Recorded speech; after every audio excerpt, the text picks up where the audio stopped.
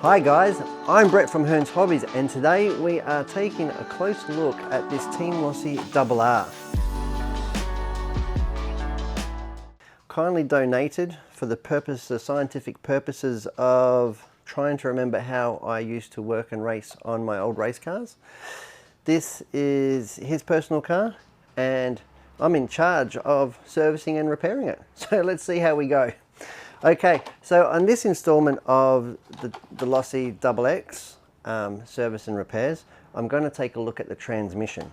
And in the transmission, I also mean the ball diff and the hydro drive. So let's whip the body off, and without further ado, let's get stuck in. Now that is a common mistake of somebody who runs a modern buggy.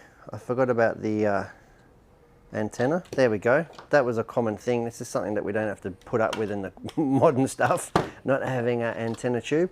We'll get this beautiful body to the side, and here we have the car. Now you've seen me clean it down. You might have seen me do the shocks on it. This time we're going to do the transmission.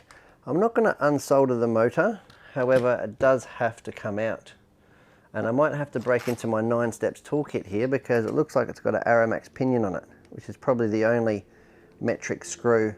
Actually, the motor screws will be metric too. So, oh, and I forgot about that. You actually can't get the pinion off while it's in mesh because of the hydro drive unit sitting on there. If you don't know what a hydro drive is, stick around because we're going to service that as well. Okay, now the motor screws he's got are 2mm. So, got my 9 steps 2mm driver here. These are probably the only times you'll see them in use on this car, because being a 90s car from America is very much all imperial, as is not using metric tools or fasteners. Here we go. We'll get this fire breathing 21.5 out of the way. I'm just going to flop it over the shock tower here, and we're going to get the transmission out of the car. You can see here's also got this factory fitted brace here, because from memory they used to break at the transmission housing. I can't remember, but I do remember I had a similar plate. Wouldn't have been carbon fibre back in the day. That was a bit fancy back in 1994. It was probably just a piece of old fiberglass or battery strap. Get these out of the way. Huge thank you to Aaron for letting me tinker with his car. Yep, it is literally just a piece of flat carbon fibre, and that's just to act as a bit of a brace because they do have a lot of flex in there. So just from memory, there's 2 screws holding this transmission in. Might be 4, but let's have a look. You might see me pick up tools a couple of times until I get the right ones. Not being overly familiar with 30-year-old fasteners. You can see using MIPs. Lovely tools, these ones. These are actually Aaron Defina's personal tools. He's probably screaming at me, wanting them back so he can work on his own cars.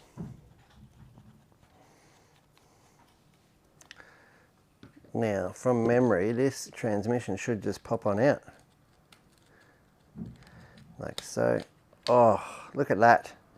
And the beautiful modular design feature of this car at the time was the fact that you could do that. Get the transmission out, because the ball diffs did need a fair bit more work. They're a little bit under-engineered compared to today's ball diffs, but we're going to have a look at that. But this has also given me the opportunity to clean in under the rear suspension mount. But there, that's how easy it was to work on. Really, really cool idea. Okay. Let's get the camera right. We'll get the chassis of the car out of the way. We don't need that so much anymore. What we do need is the transmission that I've got in front of me. What am I going to do here mess-wise? I think I should probably get Nen's favourite tea towel.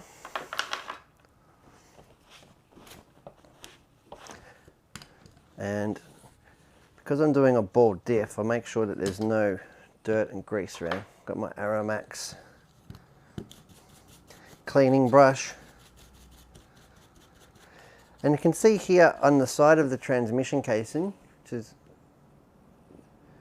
it has, if we can read that writing, it has in fact 2.19 to 1, because there was in fact two different transmission cases, 2.19 and which was for the buggy, two-wheel drive buggy, and 2.6 from memory, and that was for the truck. Truck having a different transmission ratio because of the huge outer diameter of the wheels compared to the buggy, meant you didn't have to run ridiculous pinion and spur combos. So yeah, and it was a little bit of a, I don't know if it's a tuning tool or not, but we used to run the truck transmission into the buggy, and that would give us a bigger idler gear, which would take less load because the idler gears on these were prone to wearing out. Again, because we're just running, I suppose, as much horsepower as we can through, and you'll see the little idler gear when we take it out. So I'm just cleaning off all the dirt and debris just to make sure that there's no loose stuff that can get into the transmission. And for that, again, I get out my handy little ball of blue tack. You can see here modern diff retaining, so it has a T, what we refer to as a T-nut. So that's a really cool feature. And I will at this point get the hydro drive unit apart. Or not the hydro drive unit apart, I'm going to take apart the slipper unit. So you can, at this point now, you can sort of get a feel for the slipper to where it needs to go, or measure the end of the shaft. But I like to do all my slipper adjustment on track on the day, so it's not really relevant anyway at this point, because we just need to make sure it goes back together nice. So here we have the nut. Let me come out a little bit. We have a nut, spring collar, slipper spring, and then we have the thrust unit. And the hydro drive unit itself is actually keyed into the spur gear. Let me get this thrust. Should be a captured thrust there, so nothing should fall apart.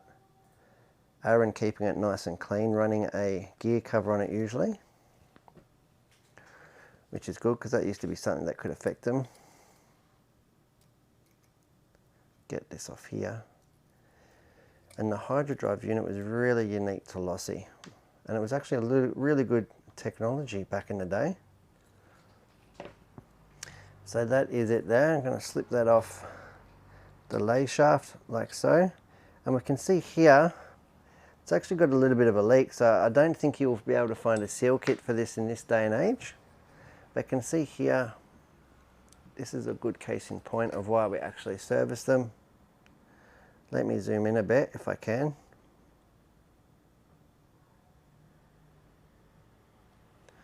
Sorry guys. Okay, you can see here where the oil has been sitting in, coming through, seeping through the inner seal here and flinging out. So this is the little teeth here that actually bite onto, locate into the spur gear, and this here you'll see it'll spin. So that is the hydro drive, and it's like a fluid coupler. A big fluid vein inside there, much like a torque converter in your automatic transmission in your full-size car. And it does feel nice and smooth, and it does feel like it has fluid in it, which is a good sign, because they do actually can run dry and run out of fluid. So I need to report that to Aaron. I won't be rebuilding that today. These were generally something that we didn't tinker with a lot. We would build them out of the kit, and that would be it. They wouldn't need any further service, tuning or repairs. Back in those days, there were people that were playing around with different viscosity of oil, different thickness of oil in there, but the main part of us didn't really. It's because it's a sealed unit and it would stay sealed. And these are the bleed holes here that you would do out. I had to be careful not to in fact break those screw heads into the coupling. So really cool little bit of technology. The hydro drive, and this is the conventional slipper that we're all used to. So that is the spur gear. You can see here how there's a little bit of oil residue on the spur gear. Now Team Losi, being the colourful brand that they were, they actually had colour-coded spur gears for easy identification. If my memory serves me correct, this one here, purple, was 84, orange was 86, yellow was 88. No, sorry, red was 86, yellow was 88, and there was an orange one which was, I believe, 90. So yeah, so we can have a look here. That's a purple one, 84. So it just made identifying your spur gears easy in your toolbox, or when you were changing. Or a bigger thing at the time, I suppose, was copying or using other people's setups. So we'll get all the residue off there, because you don't want to introduce that in there, because that will attract dirt and debris and get onto the friction slipper. So you can see here, again, this is the locating teeth here onto the hydro unit, and that would lock on. If I can get it lined up off the shaft. Proving to be more trouble than I thought. No, I'll have to line it up on the shaft. But yeah, so that locates into there, and that's the viscous coupling that drives onto the spur gear. And then we have the friction, which is very similar to today's slippers. We'll clean that a little bit too. And you'll notice that I've laid all the parts out in an order, and that's the order in which they came apart. I'm just going to put this bearing back in here before I forget.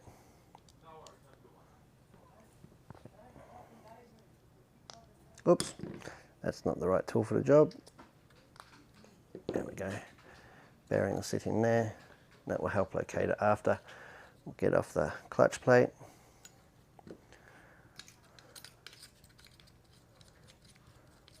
It's just keyed on, so it should just, a little bit of even pressure should help get it off. Probably not using the perfect tool for the job. Where is my gizmo gone? If ever there was a use for a gizmo, it is getting off the pressure plate. It's actually quite tight on the shaft. Here we go. Like so, that just keys on. There we have it. And that is the transmission separated, well, the slipper separated off the transmission. Now it's time to split the motor case. So we can start here by getting these big screws off, and these in fact just hold it on, well, they hold the cases together at the top, but they also hold on the big motor plate. These motor plates were really critical back in the day, because they would prevent your motor from obviously rear collisions and jumping, and you can see how it's all scratched on the bottom, but also act as a big heat sink and get heat away from the motor itself. I think that's the main reason that the cars went towards the alloy chassis when they went towards mid-mount motors, is because there just wasn't enough surface area to dissipate the heat that they needed from the little motor plate. So that would be hanging out in the breeze and be working really good, instead of now the mid-mount motors are in fact you know, well within the middle of the chassis of the car, so no airflow unless you have a fan. So before I split this case any further, you can see how small it is, commonly referred to as the XX transmission, after the LRM transmission from Team Losi. And I think that went right through on cars until 1998, thereabouts. Just dusting it all off, because I don't want to introduce any dirt and debris into the gearbox when it comes apart, because it should be clean inside, hopefully. The diff actually feels really nice in this, but we are going to take a little bit of time to rebuild it.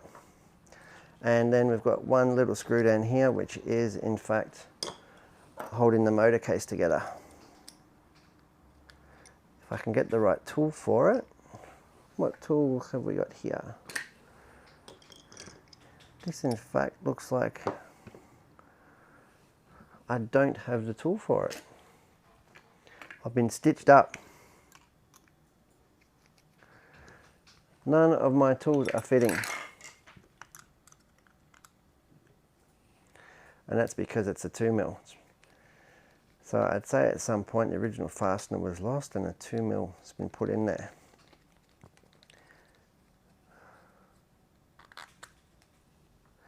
There we go, put that up there. Giving myself a nice clean workspace, making sure there's no dirt and debris, and we'll go ahead and split the case.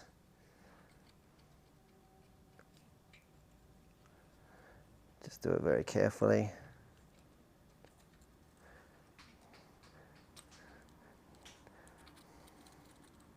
Offer one side away from the other, like so, just so I can have a look and if there's any shims in there, which there isn't. Beautiful. Beautiful, and you can see inside there's actually little to no debris. So I'm just going to give you a better look inside the transmission if I can. There we go. So that's it.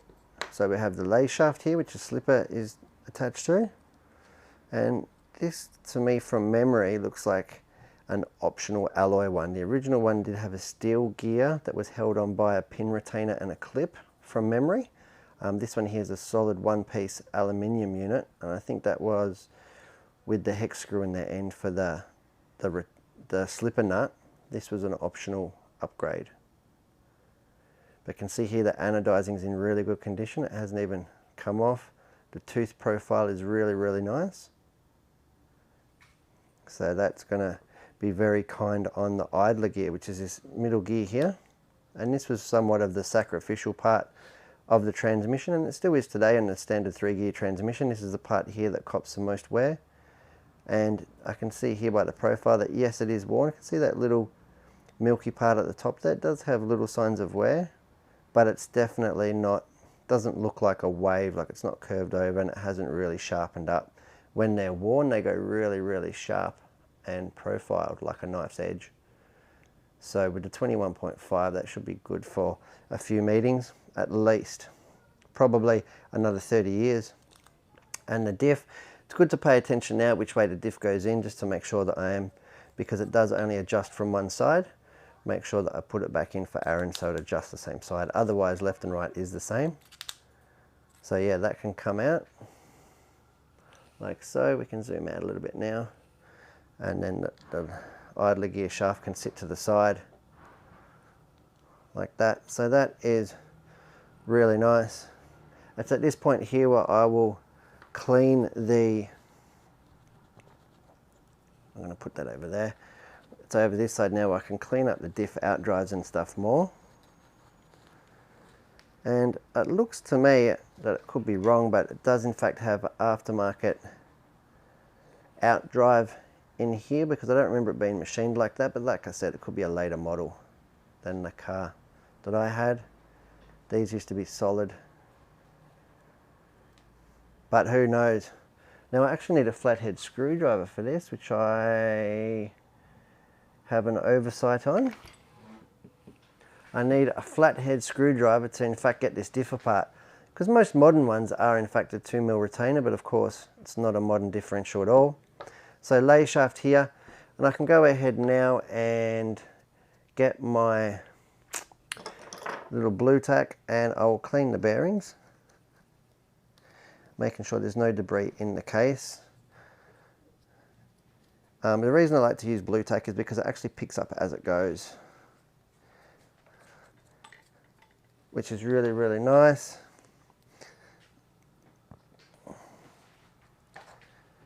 Okay, put those cases back down, and I can put my finger in there, because that's about the only thing, and see how smooth they are. And these are ridiculously smooth. I dare say that Mr. Defina has in fact installed ceramics at some time. Now I will go ahead and disassemble the diff. So let's see what we're greeted with. This is really stretching the old grey matter here. I'm going to try and hold it together the best I can, because I don't know what I'm going to be greeted with. Now what we've got here is a very clean differential. Now that's why it felt so good. There's no greyness, there's no metallic material in here. like a slipping diff or a worn gear. The balls are really, really nice and shiny. I can bring that into better focus. Like so. Really, really nice and shiny balls. The diff gear here looks really nice. It hasn't been melted at some point from a slipping diff. Now you can see the slight discoloration of the grease right around here. So it does, I'm glad that we caught it now because it will be even beautiful, but that is just metallic from the balls wearing into the diff plate here, the diff ring, if you will. So you can see here it's got that little dark groove. And some people like to leave them in, some people like to machine them out, but we'll see what we can do with that diff out drive. I can see here that it's been polished in the past, but the grease is nice and clean looking. Now this is a part that could be a little bit challenging for me, is in fact the thrust bearing assembly. So let's see if I can come apart all in one go, or if I'm going to be greeted with balls flying everywhere.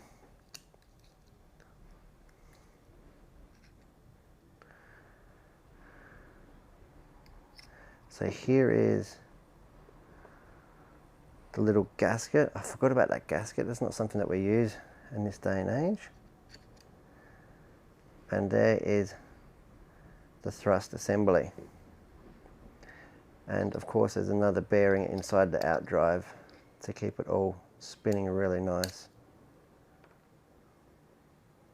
And the reason that I've just popped that out is so that I can in fact clean in there without getting grease in there, and then I will take the outdrive off. I can see here what I mean by the light and outdrive unit. Those machining there's not something that I've seen, but definitely something a world spec Losi man like Aaron Defina would have on his car. Very cool. Okay, again, just with a microfiber cloth, getting off all the dirt and debris that I can. And at this point here, I'm actually going to use a little bit of WD-40 as a degreasing agent. So let's have a look here. Got the WD-40.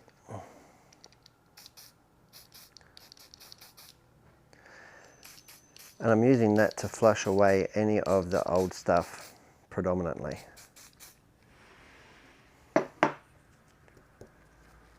And it shouldn't need any more than a few squirts of WD-40. And I use it not so much as a lubricant, but more as a degreaser and a cleaner for breaking everything down and flushing it out of the way. And I'm just going to do one side of the diff at a time if I can. Okay, then I've got the little spot here. I'm just having a look. And we can see here that Aaron at some point has actually paid amazing attention to this diff. Like I said, he knows how to prep a race car better than just about anybody. The fact that it is just about chrome plated looking. Let's have a look there. And it is like shined up to like chrome. So I'm actually not going to buff that out because it's only got the slightest little groove here for the outdrive, for the balls to sit in, and that is fine. The fact that that is so meticulously prepared, me hitting it with a bit of 1200 wet and dry is not going to do it any favors. So I'm going to go ahead and pop that back on the outdrive, and we're going to do the thrust race just one part at a time. Again, just ensuring to get all the dirt and grease out of it before we go introducing any new stuff.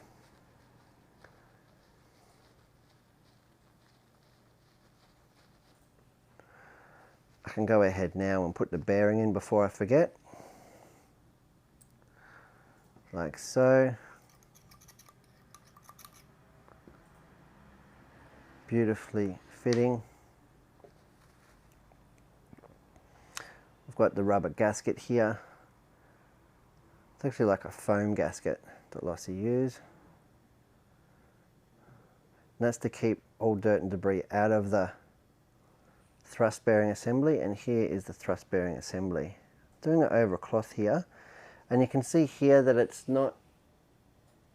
doesn't look quite as clean as the ball diff unit itself, but that's because they use a different grease. So we use a moly grease here, and I'm just being very cautious of the way that these shim stack is. So again, we can have a look at the way that Aaron in the past has prepared the thrust race, and it is beautifully done. So I'm not going to resurface that. And these thrust bearings here are tiny, tiny little individual balls retained in that plastic. So I'm just wiping it over the microfiber really gently. Let's see here if I can get a better zoom for you.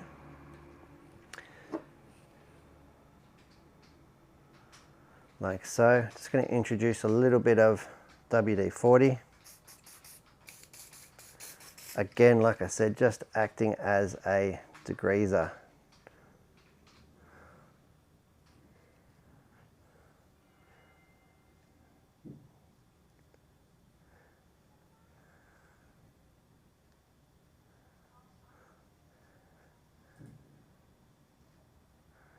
There we go. Just going to sit that there very carefully. Don't want the balls to fall out of that if I can help it. Clean off these retaining plates, and immediately I'm going to introduce the grease back into it.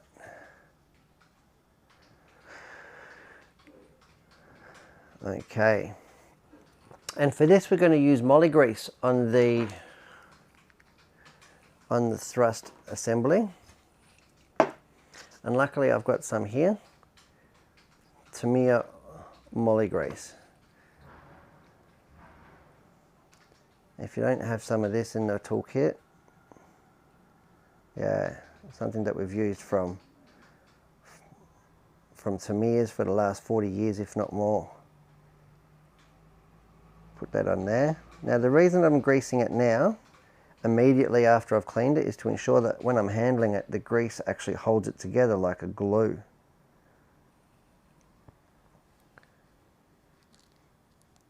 And it's okay if I put a little bit too much, because it will just be dispersed on assembly. Offer it up like a little sandwich, if you will. I'm going to put it straight onto the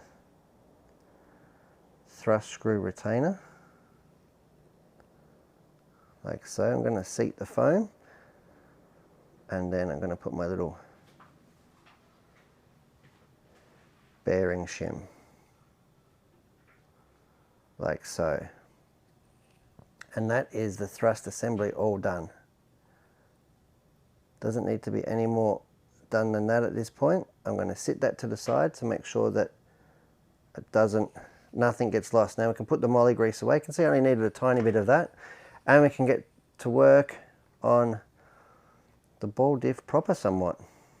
So again, take the diff gear off, can expect the balls to fall out.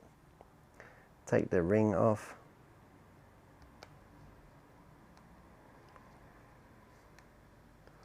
Which has been really well fitted actually.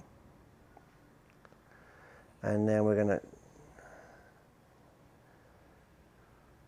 push that T-nut through, which is going to have the conical washers, and they use conical washers instead of a spring back then to in fact preload the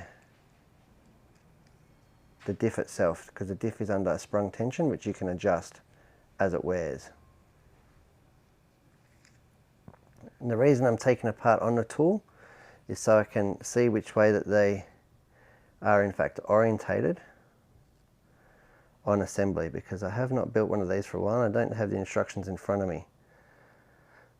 And it's on the assumption that it's been done right, And if anybody's going to do it right, it is in fact Aaron. Okay, the gear here. And then we've got a little converter in there. Fantastic. There we go, and again, look at that diff ring. It is absolutely immaculately presented, so I'm not going to go any further with that. I'm not going to need to clean that side of the diff so much, but I will in fact go ahead and put it back together. Beautiful machined ring here.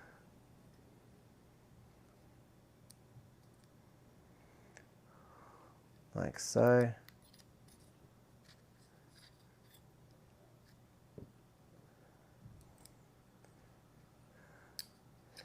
Just need a smaller tool for this actually.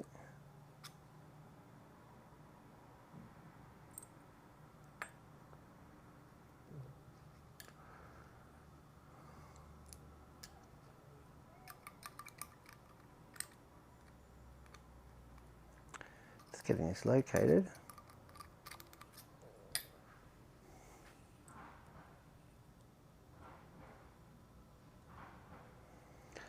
There we go, get the bearing in.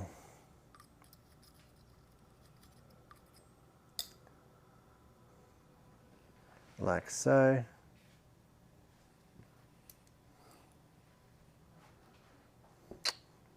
Sorry guys. Get the bearing in, and there's no dirt and debris in the thrust. I can go ahead and assemble that exactly the same way that it came out. I'll load it up onto a tool. If I can get one with a small enough shaft like so.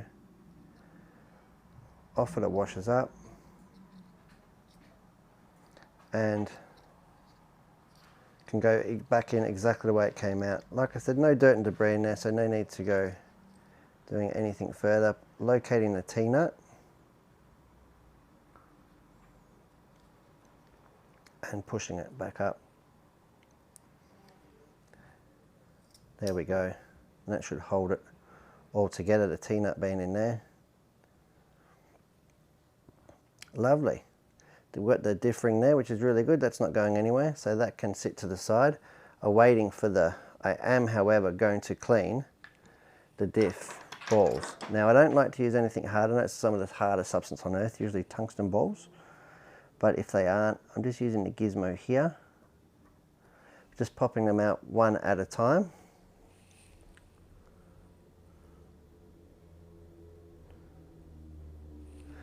One at a time out of the diff gear, and now I'll clean the diff gear separately. Again with a clean rag.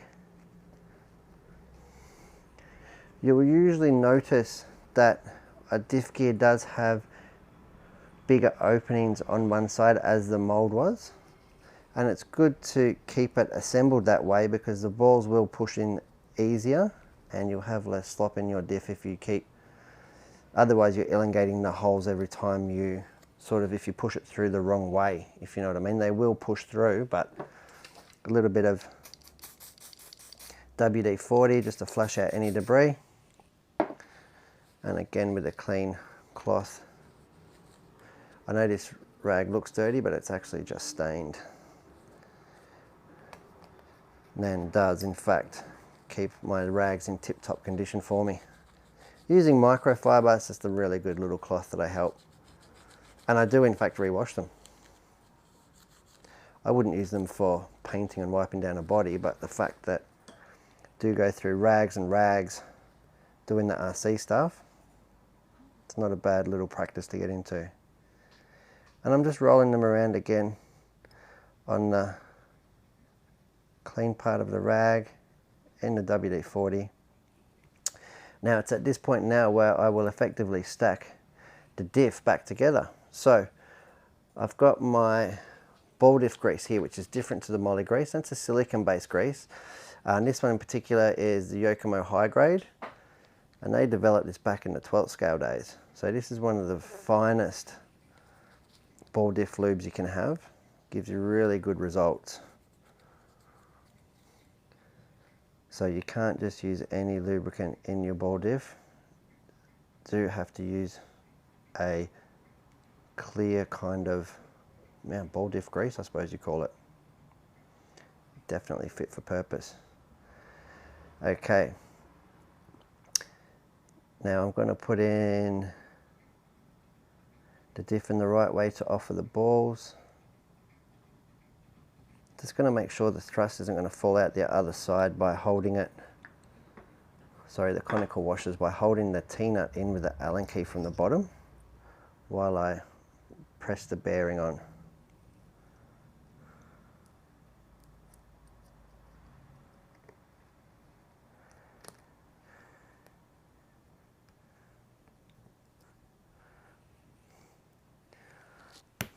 There we go.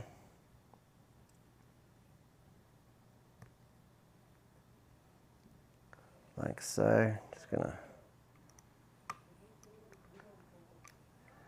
Okay. And that bearing will in fact hold it all together somewhat.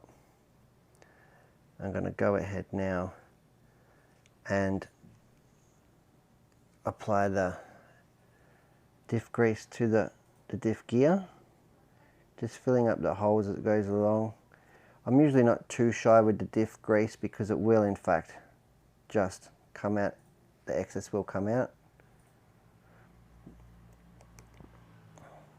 Making sure all the holes are full, and that creates a nice little barrier and cushion for the balls to actually operate in. The gizmo providing really good coverage there. Now what I do is I don't like to pick up the balls with any tweezers or pliers or anything like that, because you're really likely to fling them across the room. What I do is I just pick one up at a time with a little bit of grease onto my gizmo over the rag, and then I will locate it into its hole, hopefully, its little home. Like so, picking just one up at a time. Like I said, it is a little bit time consuming, this job. And then I use the other end of the gizmo to pop it into place. Once it's seated in the diff gear, it should not go anywhere. Go ahead here. And the reason that I'd work over a cloth is that if I do happen to drop one of these tungsten balls, it won't in fact run away, because it won't be the first time that I've lost a diff ball. Getting it located into its home, one at a time, while keeping everything nice and clean, is quite the challenge.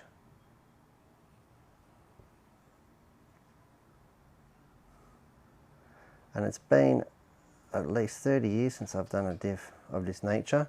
And I suppose the main thing, not the ball diffs have changed heaps, but I think the main thing would be the convex washers they use instead of the spring preload.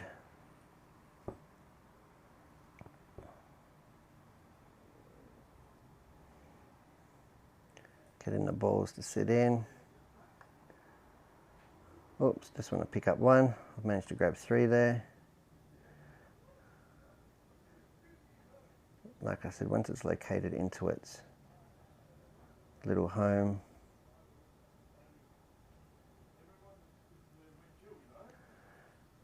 beautiful.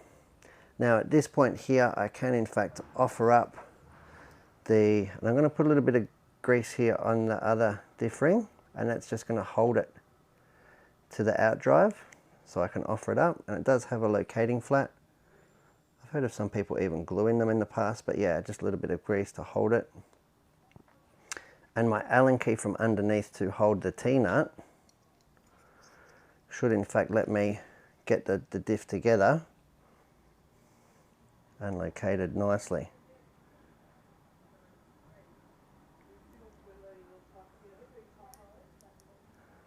Like so. And I'm going to hold my Allen key underneath there while I offer up.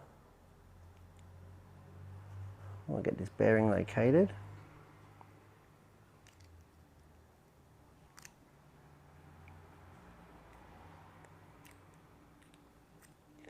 Bearing seems to be in.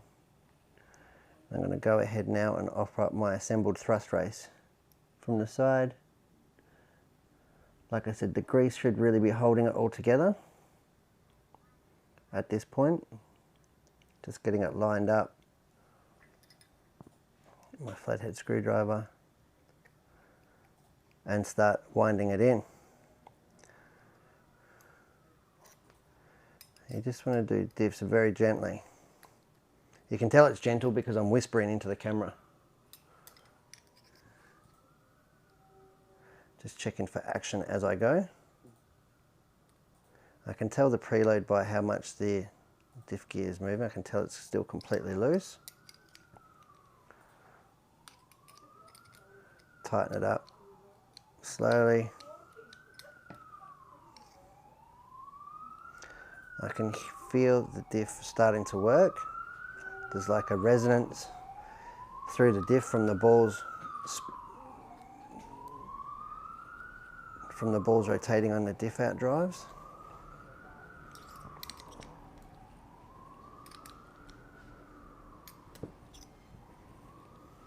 Here we go. And I'm looking for any sort of grinding or sticking points, and it feels really smooth, especially for a diff this old. But I know that somebody in the past has put a lot of love into this ball diff with the mirror finish diff plates in it. I don't want to over tighten it or crush anything.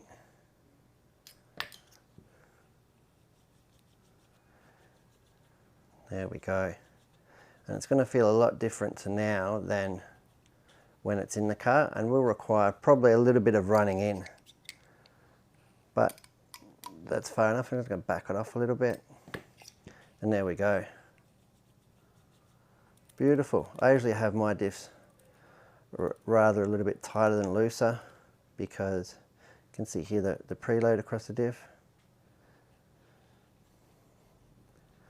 Because the last thing you want is a slipping diff, because that ends the diff's life really quickly. Sometimes they're rebuildable. With a 21.5, I dare say it should. Okay, now we can assemble this the very way that it was. Got the adjuster on the side here. We can offer the idler gear back in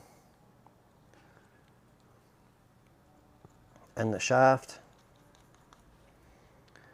Now before I put this one in, I'm actually going to put a little bit of lithium grease. And the reason I'm going to use lithium grease here on the transmission is because it's really good for the plastic gears. It doesn't hurt the ball diff at all. So I'm going to put this here in the hope of preserving that little idler gear's life a little bit longer than running it dry. Like so. Pop that in there. We'll work that around doesn't need to be packed with grease, but just enough to coat it, and that will act like a coolant almost for the gears, helping the plastics last longer. And there we go. Now at this point here, you can, because this is a much loved vintage car, what I'm going to do is take the extra precaution. And I know it's a little bit of a waste of diff lube. You can use Vaseline for this. I'm actually going to put it and use it as a sealant on the case. And that's to keep dirt and dust out of there. Mainly if on a buggy, if you're prone to using compressed air, what you can do is actually blow dirt in through the gearbox case into your transmission. So just put a little smear around there around the sealing surface. Not that it has a gasket, but that grease will actually act like one. Make sure the bearings and everything are seated, and then go ahead and offer the case up the same way that we took it apart. The lay shaft, the out drive, and then just locating and it can tell it's beautifully engineered by the way it just slips back together. And then at this point we'll go back and put what is probably the only fastener in the Losi parts, which is metric. little gearbox screw here.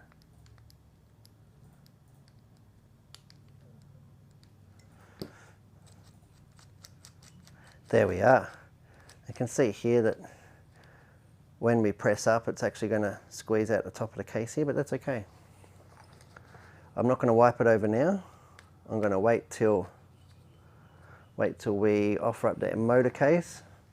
Now while I've got a nice oily, and by oily I mean WD-40 soaked rag, I'm going to wipe off the beautifully anodized engine mount.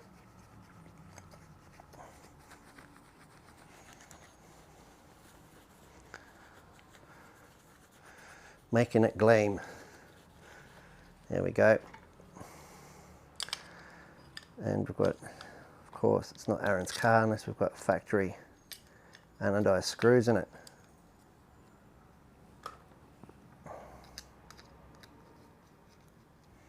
Need the right driver, of course.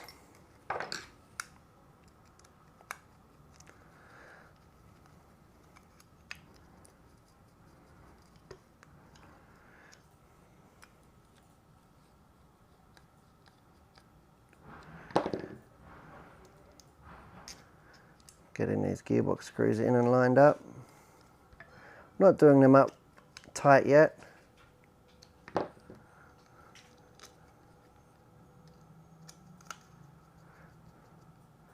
But they all, now I will do them up in a, start tightening them up.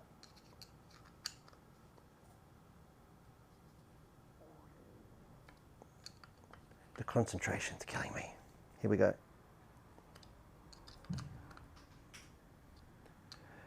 Doing alloy screws into alloy always scares me a little bit. But at the same time, I've never seen one fall apart. Go ahead and do this case. Now we can give it a wipe off, and that is spinning over beautifully. There's no binding in there. It's really nice and quiet from a little bit of grease that's gone in there. We've got the diff adjuster on the left hand side, which is where it was. It's a beautiful smooth diff action. Last thing we've got to do is get the slipper pad back on. So we'll give everything a nice wipe down because we want to make sure that we have no greasy fingerprints or oil debris going onto or near the slipper assembly.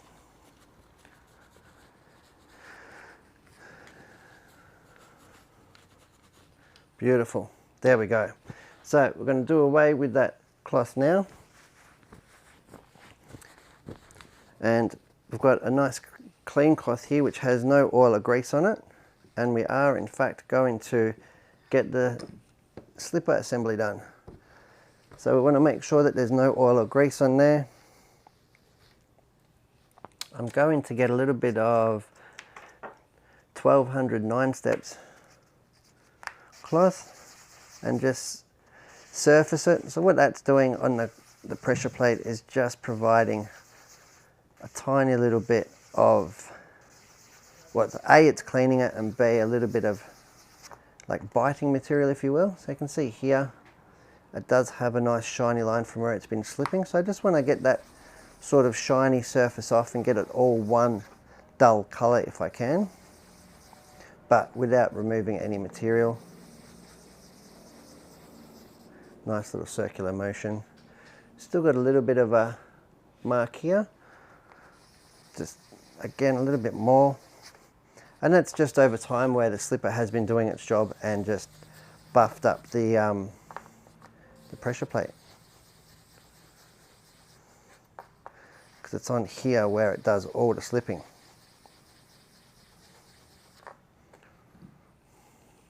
Perfect, that's good enough for me. I don't actually want to go through the anodizing. Just wanted to surface it up and get it all nice and uniformed. I can go ahead now and offer that up. Now the slipper pad itself, we can see how it does have some galling or some grey marks on it there. If I can get in there tight, like so. And there's a couple ways to remove that. You can, in fact, this is a brand new one, you can in fact just flip it over. That's how much work this car's done, it's never been flipped over. Or you can take a little bit of time and Even you can do it when you're changing a spur gear. I'll usually just give it a little bit of a scrape with a hobby knife and just remove that little bit of galling.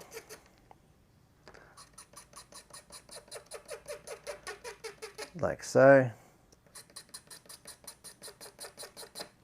You can see how it has in fact got rid of that residue mostly.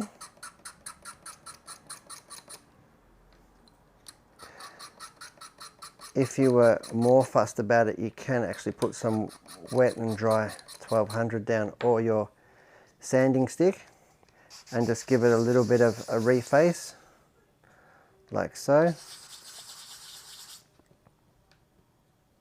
Again, we're not trying to remove so much material, we're just trying to get a nice consistent feel. Like so, that looks a lot different than what it was. And we can go ahead and install that back into the slipper unit. And that here has, a lot of people glue these at some point into the slipper unit. That's all that they use to retain it. So that does 3 little dowels here locate the slipper like so.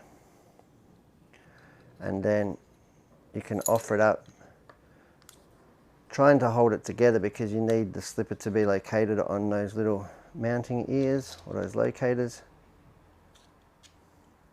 Usually doing it upside down sort of helps. I know it's no good for camera, but like that. And then sort of holding it together, I can rotate it ever so slightly and we can see whether there's a bulge in the slipper material, in the friction material. Here we go. So you can see if there's a bulge in it, if it's running out of true, whether you have in fact got it lined up. And I managed to get that by luck and do it first time. Not bad for 30 years not having done it. So at this point here, I'll hold it up. And now it's a matter of locating the hydro drive unit onto those little dowels into here to get in the correct action from the hydro drive unit. So that should slot down and locate on the outer part will locate on the lay shaft like so. And then it's a matter of just feeling it. And you can feel it now that I have got resistance, it is located. Everything's nice and smooth. And we can go ahead now and offer the hydro drive thrust, spring retainer and nut all in one unit. And that is rebuilding the transmission, the slipper and, sorry, the diff and the slipper on a Losi XX. Let me get that done up. And we can go back to, so that's a little bit tighter than it was. That's probably a little bit looser. Now it is going to bed in a little bit because we've refaced everything. So I'd rather go out a little bit tighter and back it off as we go rather than have it over slipping or working too hard and in fact just galling up and glazing everything again. But it feels beautifully smooth, which is nice. There's no notchiness, nice smooth slipping action. Everything's running nice and true and the transmission is running beautifully. Ball diff action's really nice. We are looking good. So that is me, Brett from Hearns, rebuilding a 30+ year old 1/10 scale buggy from Team Losi. That is the transmission, the ball diff and the slipper. I'm Brett from Hearns and thanks for watching me rebuild the transmission on this Team Losi XX.